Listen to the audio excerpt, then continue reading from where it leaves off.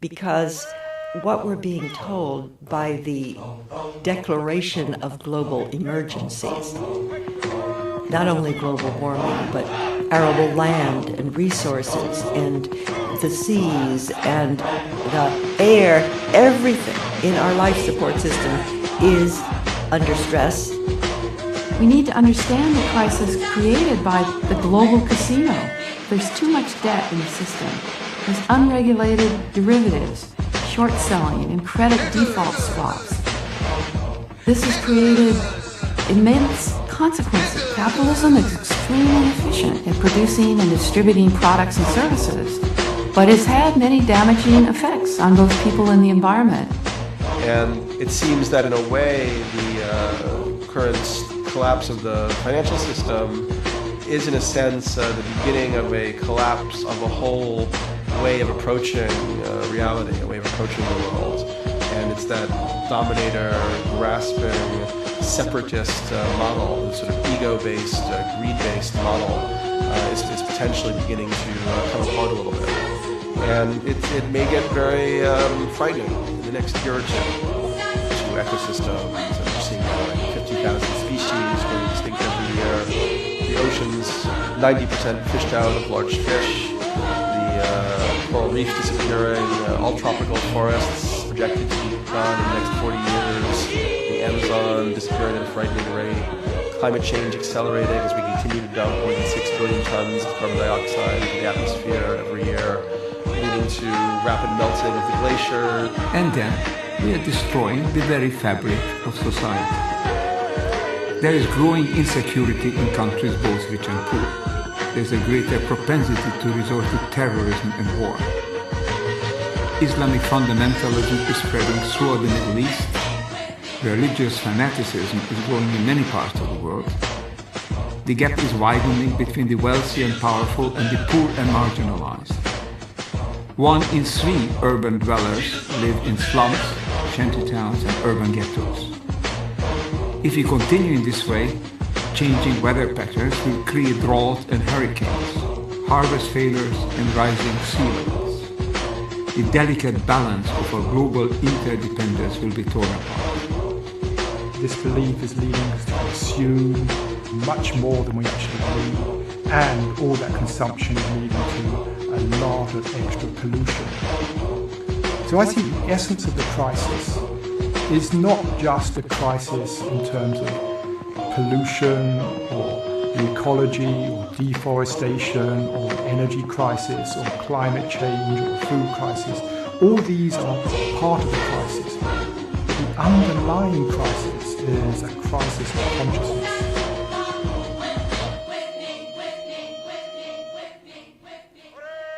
皆さんこんにちは。アメリカメディアの岩田夕紀と申します。私はですね、この1月に真実の2012という DVD を出しました。ラズロー博士も含むピーター・ラッセルやバーバラ・マックス・ハバード8名の世界的賢人と呼ばれる方たちが2012をどう捉えているかという DVD なんですね。で、全て今日はその映像からの抜粋を元に進めてまいりたいと思います。2012っていうのは私はもともと本当にそういう終末思想的なものには全く興味がなかったんですね。でもこの DVD を自分で翻訳してみまして一つ大きなことを気づいたことたくさんあるんですが、一つはその2012年に何かこう、すごい天変地異みたいなことが起こって地球が急に変わってしまうというようなことではなくて、今私たちが古い世界から新しい世界に大きく移行しようとしている、大きな変容を遂げようとしている、その象徴だということなんです。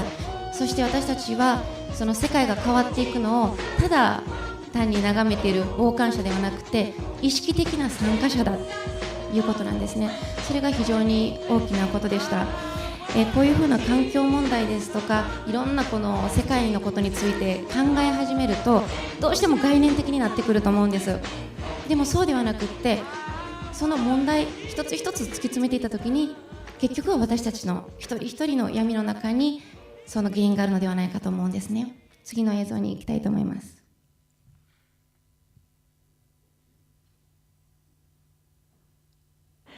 Another thing we see clearly when we look at the billions of years of cosmogenesis, we see over and over again that crisis precedes transformation, and that problems are evolutionary drivers.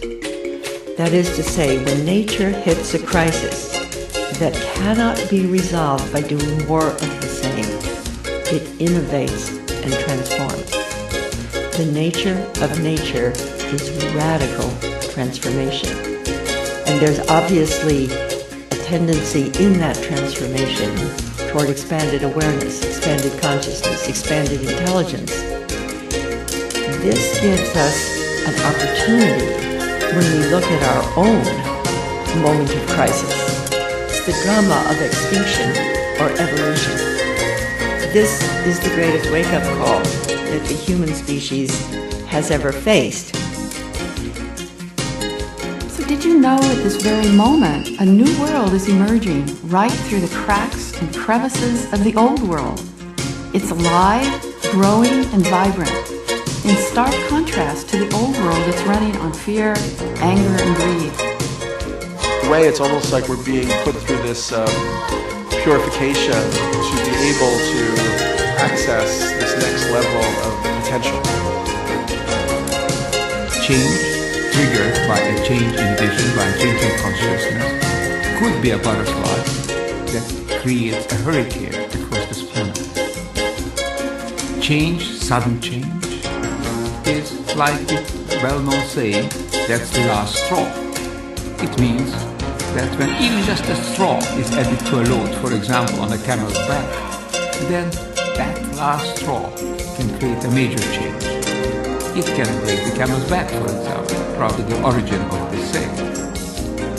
Period of crisis, breakdown of the old systems, the old ways of thinking, the old ways of working, and also coming from that, a period of transformation, renewal. Now is the time that is being asked of us as we move into this crisis. The real challenge of the 21st century is going to be that awakening of humans moving towards we are being called to make that shift in consciousness, to wake up, to step out of that old mode that doesn't work anymore, and develop wisdom. 2012で2012を一番有名にしたものっていうのはご存知かもしれません。マヤ暦なんです。でマヤ暦っていうのはマヤというですね、もう本当に信じられないぐらい優秀な民族が何千年も昔にいたんですが、で今も現存しておりますけれども、でその方たちが作った暦なんですね。で天文学的にも数学的にも非常に優れていました。ただこの暦の中で一番のポイントっていうのは12月21日に世界が終わるということではないんです。この暦が言ってたことというのは、人間の意識がどのように進化していくかという道筋っていうのをずっと意識に刻み込んで書いていたんですね。私たちがシャーマンの意識、自然とも動物とも全て一体となって生きていた意識からどんどん離れていって、そしてまたそこに戻るというサイクルが書かれているんです。その最後のサイクルが来年の2月11日から始まるというふうに言われています。でこのマヤ暦のサイクルっていうのを知ることによって、本当に私たちが今ここにいるのはランダムでもなく、単なる偶然でもなく、何か神の見えざる手と言っていいかもしれないですね。そういうふうなものによって導かれてここまで来たというふうに言えるんじゃないでしょうか。それが分かるのが私は一番マヤ暦の素晴らしいところだというふうに思っています。そうして見たときに、じゃあこの危機というのが何のために起こっているのかという、その向こうが見え始めると思うんですね。それを見ていただきたいと思います。The Homo sapiens sapiens creature human that we have been is about to participate in a level of expanded capacity that if we make it through this crisis will make of us a radically new species, a universal species. we will have extended intelligence, extended lifespan, extended energy, that not only will we move beyond the current monetary system, but certainly beyond the current fossil fuels and limited resources, that the opening of the collective eyes, the coordination of our planetary nervous system, the synchronization of our social, emergent innovations and creative solutions, first of all, will heal just about all the major problems of poverty, of environmental collapse, of resource shortage. Will then change our perception in such a way that it will be less dualistic. In other words, that human beings will be less inclined to divide the right, the wrong, and the bad and the good, and so forth, but really more fully acceptance of the way things are and a non-judgmental attitude. Participants on either side of a conflict don't have to give up their deeply held values or beliefs or needs, but rather find common interests to act on together, some mutual benefits. This non-adversarial approach, which seeks higher common ground on polarized issues, can become even more widespread and influential by 2012. And one of the things that I ended up arguing in 2012 and the writing you've done after is that we may be seeing an evolution of humanity's psychic capabilities. The sense that their intention has a greater and greater effect on reality and what comes their way. In light of the new vision, the universe is not a lifeless, soulless aggregate of inert chunks of matter. Rather, it resembles a living organism. Life is not a random accident, and the basic drives of the human psyche include far more than the drive for sex and self-gratification. Matter, life, and mind are consistent elements within an overall process of great complexity, yet coherent and harmonious design. It's all leading up to the universal underworld activated February 11, 2011, and then running essentially for the rest of that year until October 28, 2011. And this, in a sense, is the same frame of understanding of the world as was ruling during the shamanistic Garden of Eden regional underworld that I mentioned earlier. What it would be expected to be, assuming that everything would go right, is that it's sort of returning to that frame, which is much more peaceful, I must say, but on a new kind of a level. That the possible human can think in many images, can think in words, can think kinesthetically, can think acoustically, can think from intuition, can think with street smarts, can think from radical empathy. I know that the possible human can heal very rapidly, can feel warm in cold weather and cool in hot weather, can self-orchestrate on the continuum of states of consciousness, of which there are many. That half-asleep state that we call normal waking consciousness is but one tiny part. And then can use these different capacities in ways that will allow them to deal with a world with beauty, with high aesthetics, and above all, with deep responsibility. Now, perhaps one of the most important things that is happening across the boards in many, many societies is the rise of women to full partnership with men in the whole domain of human affairs. This is a massive event because with women the emphasis is on process rather than on product, on making things cohere and develop and grow. The inner life is as important as the outer life, eros as important as logos, relationship, making things fit together in ways that often the usual rational logistic ways just simply do not work. It is a revolution in kind. And with it, as I said, it's also the breakdown of the membrane between peoples, as well as the membrane within ourself and our dreams, our unconscious creative content, and perhaps with the great, vast unity of oneness, the great beingness that lies within us. these are people who in one way or another have woken up to what is important in life, woken up to how really to be at ease without all this chasing. And if you look at the recurring theme in most cultures is that the wise people have realized there's another way to live. That old belief system that says if only I just had more, it would make me happier. They realize that isn't actually true.